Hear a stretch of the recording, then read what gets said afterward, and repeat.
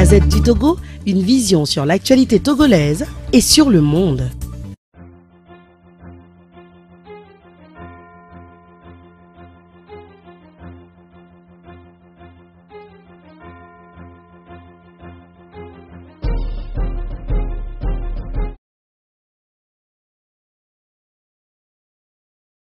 Les grandes intuitions que la conférence des évêques a eu déjà à rendre publiques.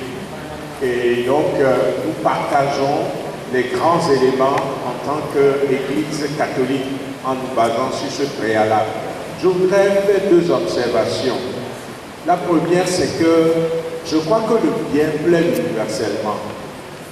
Et en tant que société civile, je propose que nous puissions avoir en vue que tout Togolais, quelle que soit sa situation aujourd'hui, est encore capable d'admirer le bien et voir comment faire pour y arriver ensemble. Et je demande humblement aussi que la rédaction finale, qu'on soit assez sensible pour qu'on ne mette pas des qualificatifs qui n'apportent pas nécessairement des éléments pour atteindre l'objectif qui est l'alternance. Les évêques l'ont dit aussi clairement, donc je peux le dire. Cela dit, je reviens au texte. Par rapport au titre, je ne retrouve pas la dimension de crise politique. Je ne sais pas si c'est exprès, l'intitulé. Donc j'attire l'attention sur ça. Par rapport au porteur destinataire du document, il est question de citoyens togolais de toutes les confessions.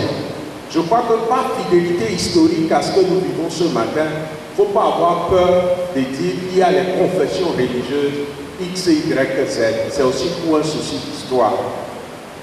Et je voudrais qu'au niveau du contexte, en plus de tout ce qui est dit, et en lien avec la communication de la matinée, qu'on fasse référence à la naissance de la nation togolaise. Parce qu'il me semble que le projet qui est aujourd'hui en conflit, il serait bien que ça soit visible dès le départ, pour pouvoir bien marquer les éléments qui ont conduit à cette crise. Je crois qu'on dit souvent du Togolais qui ne fait pas d'efforts. Voilà pourquoi la situation ne change pas. Personnellement, je propose que ce qui a été appelé ce matin la rupture inachevée entre 90 et 94 soit au moins mentionné, mais aussi en mémoire de tous ces dignes fils du pays qui, vivants ou non, ont donné le meilleur d'eux-mêmes pour oser cette rupture inachevée. J'en viens à la question de la grande frustration que la crise crée. J'aurais aimé que ce ne soit pas simplement une question de grande frustration, mais que la problématique soit élargie comme une crise qui est source de paupérisation et en même temps qui met des freins à notre développement durable. Nous ne sommes pas simplement des frustrés par rapport à ce qui se passe. C'est parce qu'il y a des problèmes très graves et que notre pays, dans les jours à venir, si rien n'est fait, ben, on va être gravement en retard dans la région. Je me dis que c'est important de souligner. Pour la sortie de crise, tout est axé sur l'accord politique et la transition. Je voudrais qu'on ajoute, je ne sais pas comment ça va se faire, que le troisième pied soit l'association de la hiérarchie militaire de notre pays. Ça vient dans le document, mais je ne vois pas ça clairement dans la stratégie de sortie de crise. On a vu dans ce pays récemment comment est-ce que, après la conférence nationale et le temps de la transition, l'intervention de l'armée a créé un certain nombre de blocages. Je me dis que l'histoire doit donner de mieux aborder ce sujet. Et c'est vrai que dans une république, l'armée n'est pas associée à la politique. Mais notre situation est telle que, je me dis, on doit faire en sorte que la solution politique ne donne pas l'impression que cette catégorie est en train d'être exclue. Pour ce qui concerne l'accord politique même, il est question de constitution des fondamentaux. J'apprécie l'expression. parce qu'il s'agit plus simplement de convoquer la Constitution de 92, mais ce sont les fondamentaux. Je trouve que c'est positif. Et il est question aussi de l'accord que la CEDEAO va essayer de suivre. Quelqu'un a déjà parlé de l'Union africaine, je suis d'accord. Mais ce que j'aimerais ajouter, c'est les autres accords et recommandations préalables. Je me demande, est-ce que ce n'est pas un élément important qu'il ne faut pas ignorer dans ce document?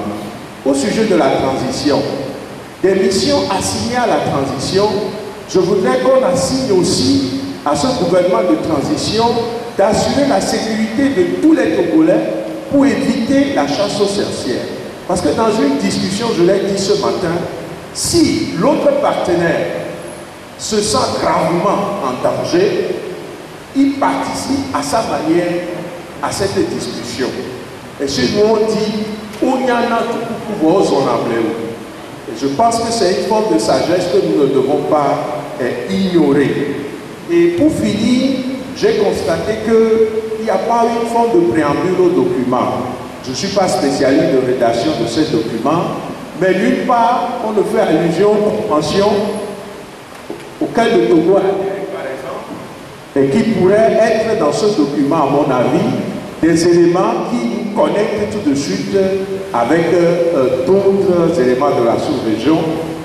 Et je souhaite qu'en lien avec l'armée, qu'il soit demandé clairement un pacte républicain patriotique de leur part, que la hiérarchie militaire puisse vraiment signer un acte officiel. Je ne sais pas ce qui va être le processus, mais qu'il soit un acte républicain patriotique de leur part. Parce que ce que la société civile est en train de dire, c'est aussi pour le bien de nos frères et sœurs de l'armée. Et enfin, la question, je ne suis pas juriste, mais il est question qu'en cas de conflit, c'est la CEDEAO qui doit gérer ou bien qui doit chercher des solutions. J'en appelle à la vigilance des juristes.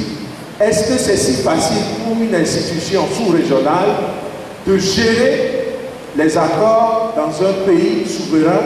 Je ne suis pas juriste une fois encore. Mais si c'est compliqué, je souhaiterais qu'il y ait clairement un comité de suivi de cet accord et qu'on essaie de voir comment doter le comité. Pour ce qui concerne l'Assemblée nationale qui reste, il faudrait peut-être penser à un règlement intérieur de cette Assemblée. Sinon, si un jour, un budget par exemple arrive à l'Assemblée, et peut-être que c'est le budget idéal pour le pays, mais l'Assemblée dit non, ça va créer des crises. Alors il faudrait tout de suite penser que le fonctionnement de cette Assemblée nationale qui demeure doit avoir un texte interne qui réglemente son fonctionnement, non pas à la dimension de la Constitution, mais à la dimension d'un texte particulier. Voilà ce que je voudrais. Excusez-moi, je propose aussi que pour les membres du gouvernement, qu'il y ait un document qui puisse, les membres du gouvernement de transition, et les ministres en question, il faudrait qu'il y ait un document qui définisse leur profil et qui prévoit la manière de vérifier leur probité et tout le reste. Il faudrait un document référence et qui puisse aider ce Premier ministre de transition à faire des choix à partir du désir objectif du peuple. Je vous remercie. Merci.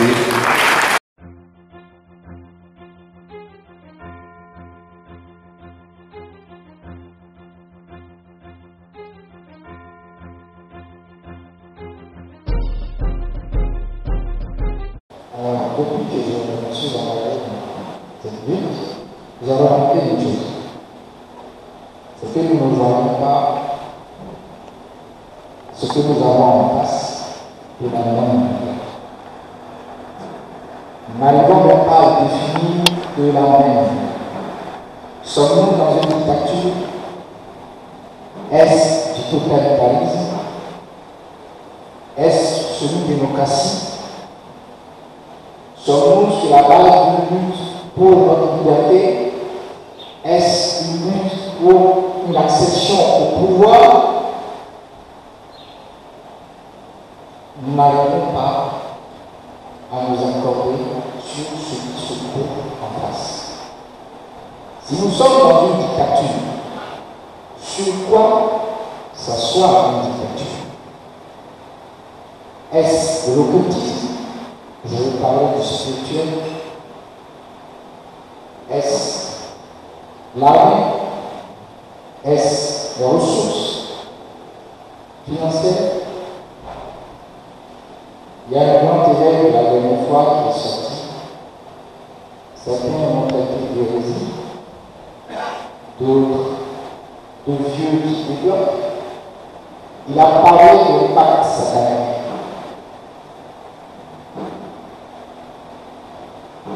Est-ce que, pour une fois, nous allons être en mesure de voir ce qui est en face de la même manière, de l'interpréter de la même manière, de faire un seul diagnostic sur la base de laquelle nous allons analyser. Donc, ma question, est-ce que nous voyons ce que nous avons en face de la même manière?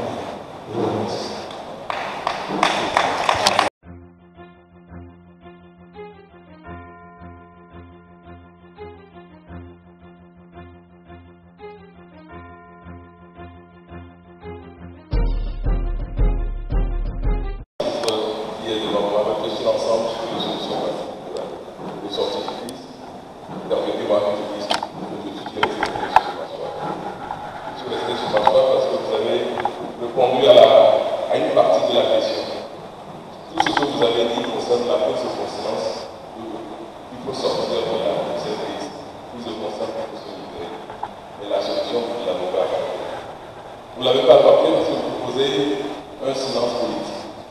Le silence politique, ça veut dire que le pouvoir est en train d'organiser des élections. Si nous plaisons, si pas moi, le pouvoir va organiser cette élection législative, le pouvoir fera exactement ce qu'il voudra et nous pouvons réaliser. Alors, quelle solution permettez que de ma petite fenêtre de citoyen lambda que je suis, je puisse vous proposer cette solution. C'est vrai, nous sommes à un dialogue.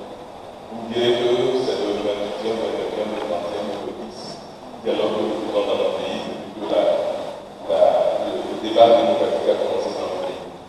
Mais le dialogue est dans une impasse, mais il n'est pas terminé. Que pouvons-nous apporter à ce dialogue? Quelle solution avons-nous à main pour apporter à ce dialogue pour que le dialogue puisse avancer, pour améliorer le dialogue? La solution est toute simple. Proposons tout simplement qu'il y ait une transition. Et obligeons le pouvoir à accepter qu'il y ait une transition dans ce pays et que le pays soit gouverné à la fois par le pouvoir et l'opposition. Pourquoi faire? Pour avoir des institutions fortes dans notre pays, des institutions crédibles, des institutions pérennes dans notre pays. Et aussi pour pouvoir organiser un jour des élections libres, démocratiques, transparentes dans notre pays, pour pouvoir donner une nécessité à nos élus. Qu'est-ce que nous pouvons faire? Si nous obtenons cette transition et que nous partageons le pouvoir avec ceux qui sont au pouvoir actuellement, il faudrait nécessairement s'asseoir pour réfléchir sur une nouvelle constitution et en émettant toutes les réformes institutionnelles et constitutionnelles que nous pouvons avoir dans ce pays. Que, à la fin, après cette réflexion qui va durer peut-être 6 mois et un an, que nous fassions un référendum, que nous adaptions ce nouveau référendum sur la base duquel nous devons aller aux élections. Et ensuite, un calendrier électoral à l'appui pour faire des élections municipales d'abord, et municipales et régionales. Ça fait plus de 30 ans qu'on n'a pas organisé d'élections municipales dans notre pays, c'est normal. Et nous allons tester notre processus démocratique par ce biais-là. Ensuite, organiser des élections législatives et terminer par les élections présidentielles. Qui sera candidat, qui ne sera pas candidat, on en parlera si vous voulez. Je vous remercie. La Gazette du Togo, une vision sur l'actualité togolaise et sur le monde. Rejoignez-nous sur le www.lagazettedutogo.com ou sur nos comptes Facebook, Twitter et YouTube. Pour tout contact, écrivez à contact@lagazettedutogo.com ou appelez le 92 80 88 53. La Gazette du Togo, c'est l'information en continu.